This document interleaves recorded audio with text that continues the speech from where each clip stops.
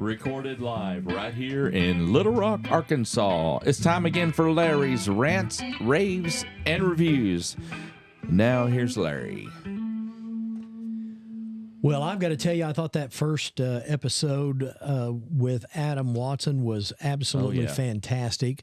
Now, guys, I've got to be honest with you. At the break, this thought just occurred to me. I don't know if we're talking about incompetence, corruption, or ignorance, or all of the above. I mean, seriously. It's hard to wade through and figure out which one of those it is. And especially because you don't get a lot of response out of this administration or their representatives. Mm-hmm. Well, I've got to tell you that if you've got to hide a bunch of stuff and then there's some guilt around somewhere. And that's kind of was step one, was hiding with this process. And, I say a lot that it's like anything else in life. If you've got a 10-step project and you do step one wrong, step 10's never going to come out right because you built it on a bad foundation. Right. And step one with locating any carceral facility around the country, step one, go to the community, sell it to them. Yeah. Make them understanding of what's needed, how it's going to benefit them, whether that's true or false, and you're dealing in good faith or not. That's step one. And if you do that wrong, if you intentionally hide it from folks, a good leader, John Maxwell will teach you that a good leader will cast the vision. Right. And if they would have cast the vision to the folks at Franklin County and said, here's what all it's going to do for you, and here's how we're going to do it, and put out a good plan and a good vision, then people will accept that, will buy into it, give them the opportunity. But as you drilled down on several things and in some private conversations, okay, just take, for instance, let's try to take a serious look at this. Water. Sure. Did they do any kind of a water test? No. No. Okay. They didn't at all. I think, the initial documents before they purchased the land, they sent an email to DHS, which Department of Health Services, and asked about water capacity in the systems that would serve that property. Okay. And the response that they got is, we did some informal research and it shows, X amount of excess capacity in that system. Well, what that doesn't account for is capacity in a system and ability to produce treated water on a daily basis is not the same thing. And when you're talking about, as we mentioned in the last episode, a 3,800 person city, that needs 500,000 gallons of water a day. Wow. It is an extreme amount of water. Is there like a lake or something around there? Is there a lake? Well, there's a river. The Arkansas River? The Arkansas River. Yeah. They ain't get you water out of that. Yeah, it's not going to work out for a number of reasons, but they're thinking about it. So, and you're downstream from Tyson. Whoops! I shouldn't have said that. Well, and Fort Smith with all of their sewage problems. Okay, so water is the first and foremost thing, and so if we flunk test number one, okay, and it sounds like we did, then number two, we're talking cell phone service. Do they have good cell phone service there? Well, listen, we've got a buddy directly across the street from the prison. Their entrances off the highway mirror each other, right? It's his son that gets off the school bus at the prison entrance. He runs a Facebook page called Arkansas Alcatraz, which I've seen that. It has the game cam and all the skeletons, and he does a fantastic job of documenting, but also keeping things not so depressing about the project. But I've spent a lot of time over there. We did a film screening in his front yard last spring. We've hosted reporters over there. It's kind of the place to meet if somebody wants to see the prison property. And so I spent a lot of time up there at that point.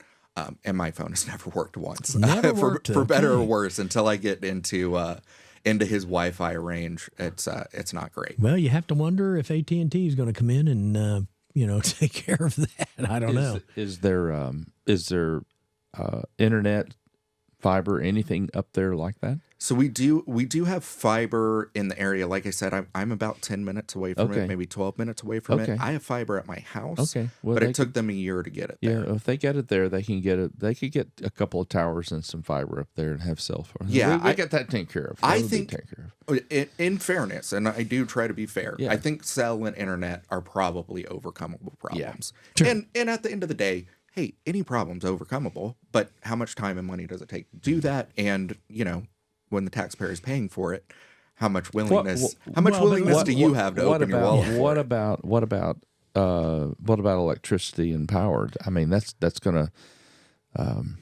they got some major power lines around there, plant stations or whatever, anything near there? So stations, no, and part of the criteria that they were wanting to look at or wanting in the site that they selected was dual substation redundancy in case there's an outage. Right.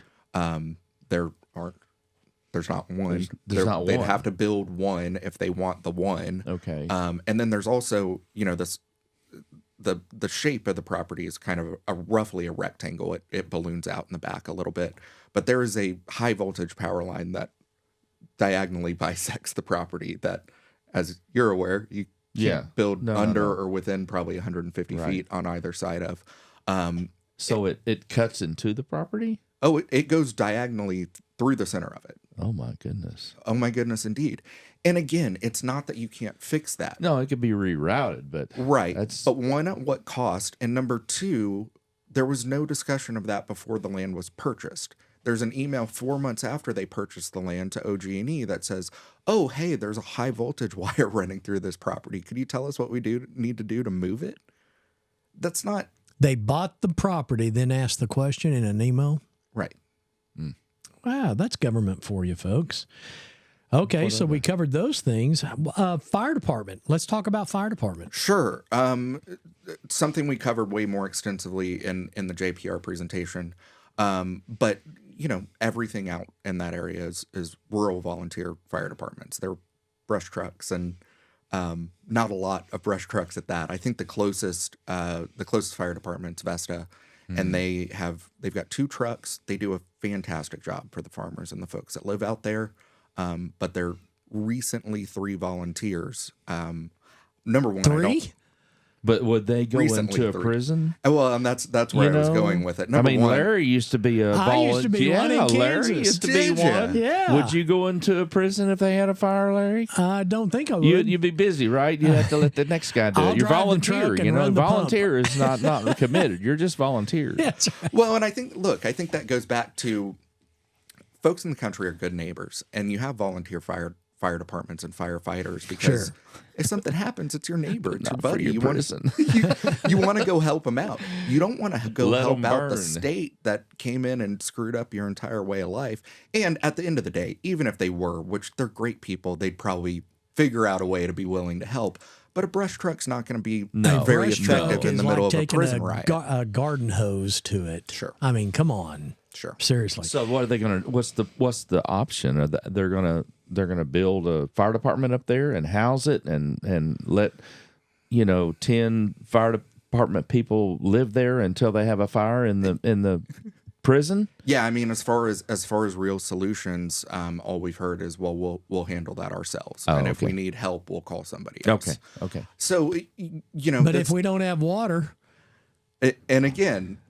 They're tank bucket trucks. Brigade. There's bucket brigade. Where's the buckets going to come from? How far away is the river? And that's kind of the thing. I know all of the kind of discussion has been centered around water up until this point, and that's just because they refuse. They haven't been able to solve that problem. Yeah. So we've just never gotten to step 2 because we can't get past step 1. Isn't most of life sustained by water? I mean, one way or the other. I mean, let's face it, folks. If you can't solve that problem, there's no need in trying to solve the rest of them. Water is a very important It is. And, the anecdote that we give folks to explain the severity of the problem that are not from the area. It's right at the foot of that mountain. There were chicken houses built a couple years back. And they went to River South, our rural water department, and said, hey, turn on the water. River South said, we can't do it. There's no way. They dug ponds to feed chicken houses off of ponds filled with rainwater. That's the scenario that we're looking at, and the depth of the issues with water out there. So it's not this scenario where, oh, well, the pipes just aren't big enough. It's not there. The physical water is non-existent. And this is on top of a mountain that is mainly rock, correct? Correct. So, again, anecdotally, what we've heard from the water department is they would essentially have to 100% duplicate every piece of equipment and logistic facility that they have. So you're bringing in new pumps, you're bringing in new towers, because it's not only rock, but it's uphill because it's the top of a mountain. So to feed the pipes at the sizes that would be needed to transmit that amount of water would require all of this new equipment, all of these new facilities. And that's still making the assumption you can actually get the water. And if there's even water there. Right. Folks, I got to tell you, this just reeks of incompetency. And I'd love for somebody from the Arkansas government to come on this podcast with us and try to explain to us why and how all of this is going to work. Well, and listen, that brings up a good point. At the end of the last episode, I think you ended with an invitation to the governor. Yeah, and that's one of the. And I was sincere. And I didn't want to ruin your outro, but this is not an acrimonious thing for us. This is something that we've gotten involved in because we believe in protecting the taxpayers. We believe in preserving our area of the state. We believe in fighting for our way of life. But we're not trying to point the finger and pass the blame and all of that. We are just trying to come to a better solution. So, we've gone so far as to, 2 weeks after this was announced, our county judge went down to Little Rock and offered to write the governor a check, buy the property back, say no harm, no foul, go find somewhere better. We're not trying to rub anybody's nose in this. We're just trying to get to a better solution because this is not working. Well, until there's transparency, you're not going to fix any of the problems. Right. Okay, let's talk about one other thing, roads, okay? Sure. It was my understanding that the due diligence committee, that I call them, a prison is supposed to only be so far off of a interstate. Right. Okay. And I think they flunked there. Is that correct? They did. So the site criteria when they were searching which is one of the reasons that this property never came up, because it's very easy to go do a search of, show me all the properties in this area of Arkansas that fall within 2 miles of an interstate, which is the metric that they were looking at. And I don't have my notes or slides with me, but I believe it's 22.5 miles from the interstate. And, during JPR, I talked over a dash cam video of me driving from the nearest interstate exit to the prison entrance. And I played it at 10 times speed. I remember that. Yes. Yeah. Uh-huh. And it takes 34 minutes. So, So you're 22 miles off of the interstate. Now, okay, let's go to this. If that 22 miles off the interstate and somebody is sick in that prison and we have to call an ambulance and get them to a hospital, right. Okay, are you telling me it's 34 minutes from the interstate, not from where the ambulance barn is? We're talking about off of the interstate. Does that make sense to anybody? It doesn't. And proximity to a trauma center is part of the, also was part of the considerations. And I think...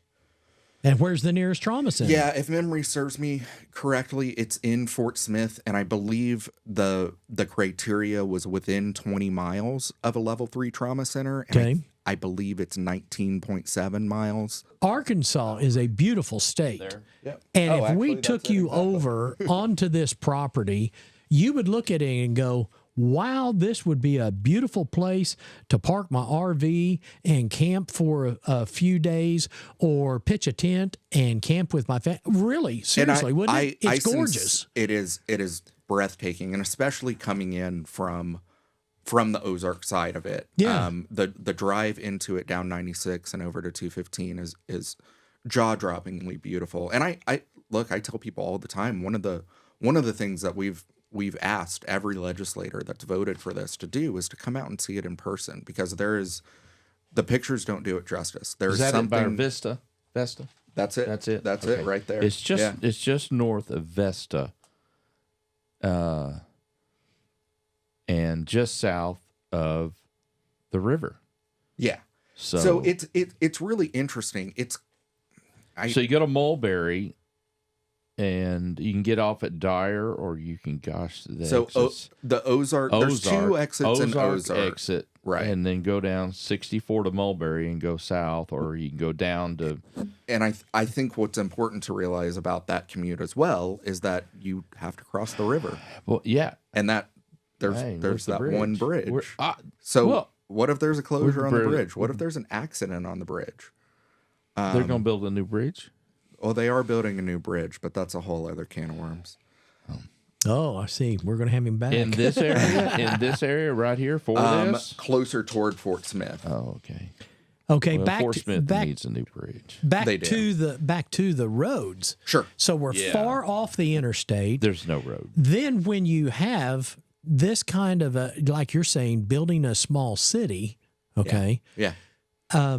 Think of those rural roads, you couldn't even take one of these big cranes. They're rough. And drive down it and feel safe going over some of these culverts, and, these little one-lane bridges would turn into, a 2-lane bridge, it would turn into a 1-lane bridge. Yeah, they're really rough. And then also consider that this is a heavily agricultural area. So, just taking your 1-ton down the highway, you're going to get stuck behind tractors. You're going to get stuck behind people moving hay. And we're all accepting and considerate of that because it's the way that we live. When you bring, again, a city into that equation, I don't think prisoner transports are going to be very understanding of, XYZ farmer trying to drive across the road. I'm in no way mocking or making fun of somebody that wants to live there or live that lifestyle, right. Because it's a wonderful lifestyle. And trust me, I'm actually jealous. Okay, seriously. Yeah, I am truly jealous of. I'd like to just slow down and live like that for a while. Sure, I really would. But with respect to the roads, what we heard from you mentioned Mr. Porfiry earlier. And he's kind of, for lack of a better term, the prison czar in Arkansas right now. Governor Sanders hired him from Arizona, where he was the deputy director of their ADC. And it's kind of my understanding they were happy that he was gone. Very much appears so. Caused a lot of problems that they're still having issues with to this day. So he became the secretary of Arkansas Division of Corrections, and then the Board of Corrections fired him because of a lot of the same issues that he was causing in Arizona. The day after he was fired, Governor Sanders hired him as a senior advisor, and he's remained in that role. And what's particularly onerous about that is, with the FOIA changes that were passed through in the 94th General Assembly, the governor's office considers themselves at least fully exempted from FOIA. And there's no information that we can get from him or about what he's saying or the plans that he's making. So anyway, back to the roads. He testified in front of the Joint Budget Committee that every road in Arkansas is the same. So the roads are fine. That same day. That's a stupid statement. That same day, we received an email from RDOT, who had been doing a study of the roads in the area. And their projection is that, every half mile of road will require a $250,000 upgrade, because these are not roads that you kind of chip and seal and can support this project. They're 2 lanes. They're full of potholes. They're no shoulders, double yellow line. A half mile cost how much? $250,000. $250,000. And we are 22 miles off of the interstate. Well, and that's just one route. Yeah. It's kind of everything around there, right? So at the end of the day, they still don't know what it's going to cost. And I think that's our overarching point is, sure, you can fix anything with money and time. You throw enough money at a problem, you can solve it. But why are we willing to write a blank check just because we picked a bad location. You talked about leadership earlier. I think a great quality of leadership is being able to just admit when you made a mistake and go find a better solution. Right. Cut your losses. Cut your losses. Yeah. The sunk cost fallacy is real. You don't have to keep going just because you've put $4 million into it. And look, at the end of the day, again, if we're talking about a 1.5, even if we're talking about an $825 million project, $4 million's a drop in the bucket. Cut it loose. Oh, yeah. We'll buy the land back from you. Yeah. Wow. Well, hey, I'm going to shift a gear here. Sure. I've got probably, 25 pages in front of me. Someone that watches our show sent it to me. It says, emails show officials hid purchase of land in Franklin County for prison, mocked residents by sharing South Park video clips. This is from a guy, I believe his name is Matt Campbell. Mm-hmm. Are you aware of this? Yeah, have you seen this? That was actually looking at the date, December 10th, 24. So that was one of the earliest articles that came out about, kind of starting to dive into what's going on here. Matt is an investigative journalist for the Arkansas Times. He was second place in the statewide A-Mark investigative journalism competition this past year. Okay. Gets plenty of flack for the Arkansas Times being a biased quote unquote news source, but he does really good work. He does really good work, and he's done fantastic work on this specific project. My heart sank when he said he writes for them. I'm sorry, but try to go on, and I'll try to shut up over here. And listen, we have a fair amount of legislators that we've sent that to, and they say, I won't read it because that's a rag. And then we have a equal number that says, I usually don't read it, but that's damn good reporting. Okay. So, take it for what it's worth, but he's done good work on it. It's not like he's making it up, because these are actual copies of emails here. So what precipitated this was the first round of, FOIA requests and returns that we got back from the state. And we were going through and pulling out things that we found interesting. And it kind of got to the point where you see this collection start to amass, and we were looking for an outlet to kind of put that all together and tell the story of, what's happened to this point and what do we know so far. And Matt was willing to do that. So that's the kind of genesis of this article. And it includes kind of what the title says. A lot of emails about the extent to which the government was willing to go to hide this project from the citizens. And not just the citizens. Our state representative didn't know. Our state senator didn't know. County judge, county sheriff, up and down the board. Nobody knew about this thing until it was announced. And this kind of details everything that went on behind the scenes to keep that quiet. And that's not something that's, made up in our minds. The state admits that they kept it secret. They said they wanted to prevent a bidding war on this property, which they already had under contract after it had been on the market for 627 days. And there were no contingencies that was put on this purchase, correct? Well, shockingly, there were, and they closed it anyway. There was an option. Oh, there were. Yeah, they could have walked away from it, but they would have had to do their homework before they bought it. Well, I've got to say that all the things that you stood in front of the Joint Performance Committee and shared, I enjoyed watching their faces, particularly when they started asking questions after your presentation. I was watching them look at one another like, what world have we been living in? Yeah. Because you shocked those people. Well, and we, from the beginning of this, we've had the mantra of just, all we have to do is get this story out. We've got the receipts to prove what we're saying. We're not trying to make things up and put a political spin on it. All you need to do is sit down and hear the story. So when JPR did agree to conduct that hearing, and we knew we were finally going to get an opportunity to put everything on the record, we did a lot of work to make sure that it came across the right way and was supported by everything that we knew. And I think when you do that and you kind of show up, try hard, tell the truth, you can change a lot of minds and just make people aware of, maybe what you're being told by the government isn't the full story. Maybe there's another side. Okay, the YouTube video, let's do this because we're getting ready to land this plane on this. Sure. On this.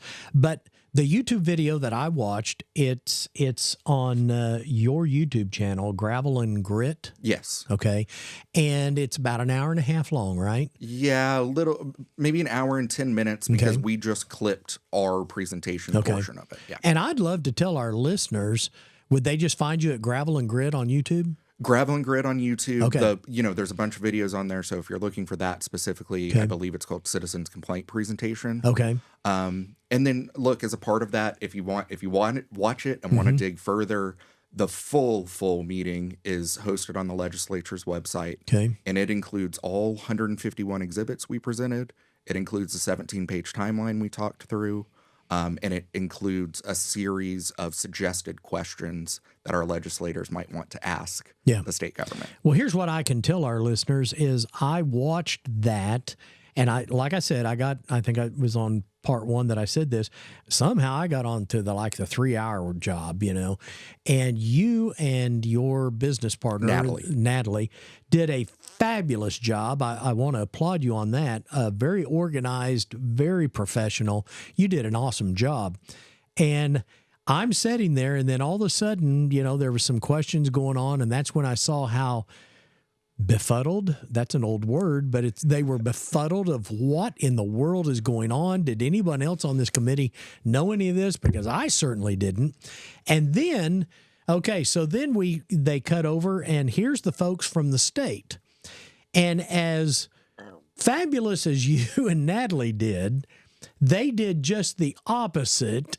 And I'm talking, I felt sorry for them. They had nothing. And listen, I've heard on a personal level nothing but great things about Mr.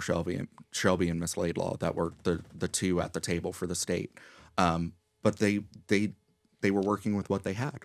And at the end of the day, there's not a lot to work with. Well, and the main guy that should have been there and was supposed to have been there didn't show up, correct? He didn't show up. And then, unfortunately, one of my complaints with the way our government works is JPR has subpoena power, and they voted against issuing a subpoena to have him show up. Okay. He was at the Capitol right across the street. Well, I would encourage our listeners to go and find that on YouTube, because the details that you guys gave was absolutely fantastic. It was phenomenal. Yeah, I would echo the recommendation, just because, sitting here talking about it is great, but that's, with the presentation, with the evidence on the screen. Oh, it was... It makes it a lot easier to walk through and understand. You all knocked it out of the park. I appreciate it. And so I would do that. And taxpayers of Arkansas, you need to pay attention to this. And so, so we now know that we're made aware of this. Sure. What is your next step, Adam, in trying to combat this thing from going further? That's a good question.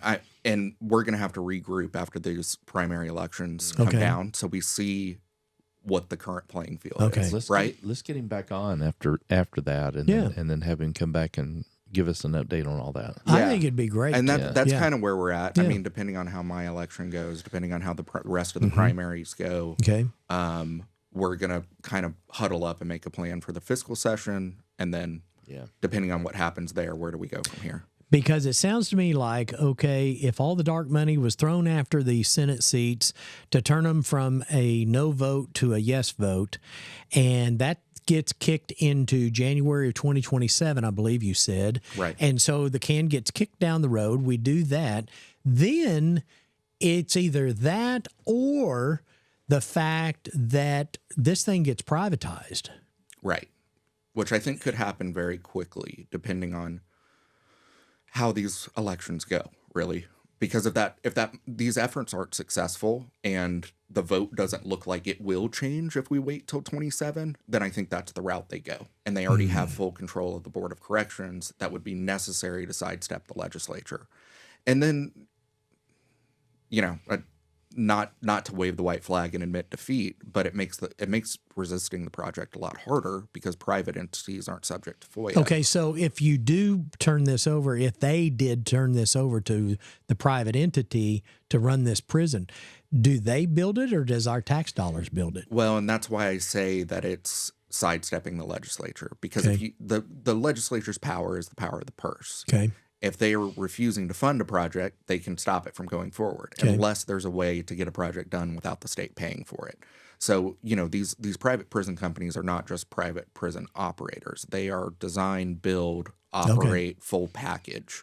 So there's a way that the government can go about this without expending money on the front end. Well, just a thought. Wouldn't it be funny if they said, okay, we're going to privatize this, and the private people come in and look at it and go, no way. This is not the place. Not on this site. We're not doing it here. Well, and I think that's what happened when I showed up to look at the property. Yeah. Because we, after we caught them out there, we haven't heard a peep there's some states that do that private funding. The private companies come in and do it, right? They're absolutely and they're pretty successful, right? Well, it depends on your metric of success. Okay. Because a lot of what it leads to is, and this gets into a little bit of a political argument about whether correction should be the government's responsibility or not. Yeah. I think it's a function that the government should serve. And I think when we put a profit motive behind incarcerating people, we're asking for trouble. We're asking for a lot more oversight than we want to have. And in a lot of cases, we're asking for extensive litigation and ultimately federal oversight. It's why we don't have private prisons in Arkansas right now, because I view them, and granted, there's argument about this, but I view them as inherently problematic. So, I don't think it's a good situation for us to get into. I think there's a reason we're not already in that business, and I hope it stays that way. Okay. Well, Adam, we want to say thank you for coming over. Matter of fact, we have a gift for you, our T-shirt, Larry's Rants, Raves, and Reviews. We believe solely in term limits on everything, and that's one of our T-shirts, and wear that with some pride over there. And matter of fact, we may come over and go to Ozark and get some barbecue with you. You should. One night. Should. How's that? You should. I like that place. And folks, I've got to tell you, we've had a lot of fun on these 2 episodes. We've laughed a little bit. Probably we laughed because we didn't want to cry, because we're looking at a $1 to $1.5 billion, that's with a B, price tag on something that makes absolutely zero sense to any of us. Now, there are 3 businessmen sitting in this room, and if we can't make sense of something or a part of it, I've got to tell you that something smells really, really bad around here. This is not a good business decision for Arkansas unless somebody can come on this podcast and bring some facts that we don't know about, and we're willing to be open-minded and listen, because if you can make sense of it, we'll buy into it.